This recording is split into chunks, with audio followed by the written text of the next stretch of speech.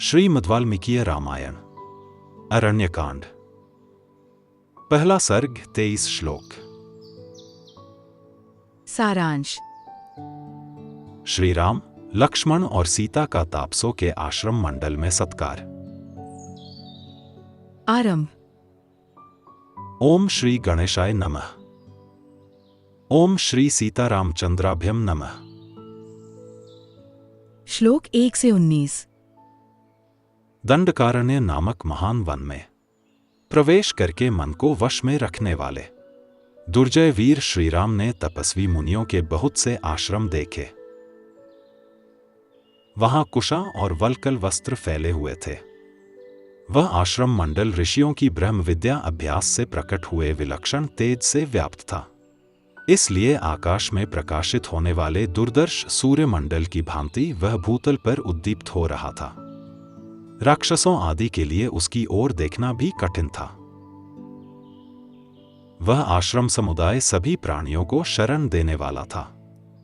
उसका आंगन सदा झाड़ने बुहारने से स्वच्छ बना रहता था। वहां बहुत से वन्य पशु भरे रहते थे और पक्षियों के समुदाय भी उसे सब ओर से घेरे रहते थे। वहां का प्रदेश इतना मनोरम था कि वहां अप्सराएं प्रतिदिन आकर नृत्य करती थी। उस स्थान के प्रति उनके मन में बड़े आदर का भाव था। बड़ी बड़ी अग्निशालाएं, खुवा आदि यज्ञ पात्र, मृग चर्म, कुशा, समिधा, जलपूर्ण कलश तथा फल मूल उसकी शोभा बढ़ाते थे। स्वादिष्ट फल देने वाले परम पवित्र तथा बड़े बड़े वन्य वृक्षों से वह आश्रम मंडल घिरा हुआ था। बलि वैश्वदेव और होम से पूजित वह पवित्र आश्रम समूह वेद मंत्रों के पाठ की ध्वनि से गूंजता रहता था। कमल पुष्पों से सुशोभित पुष्करिणी उस स्थान की शोभा बढ़ाती थी तथा वहां और भी बहुत से फूल सब ओर बिखरे हुए थे। उन आश्रमों में चीर और काला मृगचर्म धारण करने वाले तथा फल मूल का आहार करके रहने वाले जितेंद्रिय एवं सूर्य और अग्नि के तुल्य महातेजस्वी पुरातन मुनि निवास करते थे।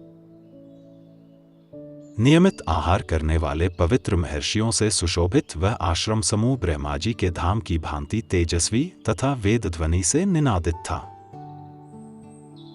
अनेक महाभाग ब्रह्मवेत्ता ब्राह्मण उन आश्रमों की शोभा बढ़ाते थे। महातेजस्वी श्रीराम ने उस आश्रम मंडल को देखकर अपने महान धनुष की प्रत्यंचा उतार दी। फिर वे आश्रम के भीतर गए।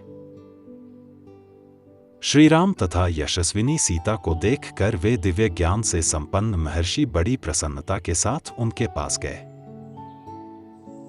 दृढ़ता पूर्वक उत्तम व्रत का पालन करने वाले वे महर्षि उद्यकाल के चंद्रमा की भांति मनोहर धर्मात्मा श्रीराम को, लक्ष्मण को और यशस्विनी विदेह राजकुमारी सीता को भी देखकर उन सब के लिए मंगलमय आशीर्वाद देने लगे। उन्होंने उन तीनों को आदरणीय अतिथि के रूप में ग्रहण किया। श्रीराम के रूप, शरीर की गठन, कांति, सुकुमारता तथा सुंदर वेश को उन वनवासी मुनियों ने आश्चर्यचकित होकर देखा। वन में निवास करने वाले वे सभी मुनि श्रीराम, लक्ष्मण और सीता तीनों को एकटक नेत्रों से देखने लगे। उनका स्वरूप उन्हें आश्चर्यमय प्रतीत हो रहा था। समस्त प्राणियों के हित में तत्पर रहने वाले उन महाभाग महर्षियों ने वहां अपने प्रिय अतिथि इन भगवान श्रीराम को पर्णशाला में ले जाकर ठहराया। अग्नितुल्य तेजस्वी और धर्मपरायण उन महाभाग मुनियों ने श्रीराम को विधिवत सत्कार के साथ जल समर्पित किया। फिर बड़ी प्रसन्नता के साथ मंगल सूचक आशीर्वाद देते हुए उन महात्मा श्रीराम को उन्होंने फल मूल और फूल आदि के साथ सारा आश्रम भी समर्पित कर दिया। सब कुछ निवेदन करके वे धर्मज्ञ मुनि हाथ जोड़कर बोले। श्लोक 20 से 21। रघुनंदन, दंड धारण करने वाला राजा, धर्म का पालक, महायशस्वी, इस जन समुदाय को शरण देने वाला माननीय, पूजनीय और सबका गुरु है। इस भूतल पर इंद्र आदि लोकपालों का ही चौथा अंश होने के कारण वह प्रजा की रक्षा करता है। अतः राजा सबसे वंदित होता है तथा उत्तम एवं रमणीय भोगों का उपभोग करता है। जब साधारण राजा की यह स्थिति है, तब आपके लिए तो क्या कहना है। आप तो साक्षात भगवान हैं। हम आपके राज्य में निवास करते हैं, अतः आपको हमारी रक्षा करनी चाहिए। आप नगर में रहें या वन में, हम लोगों के राजा ही हैं। आप समस्त जन समुदाय के शासक एवं पालक हैं। राजन, हमने जीव मात्र को दंड देना छोड़ दिया है, क्रोध और इंद्रियों को जीत लिया है। अब तपस्या ही हमारा धन है।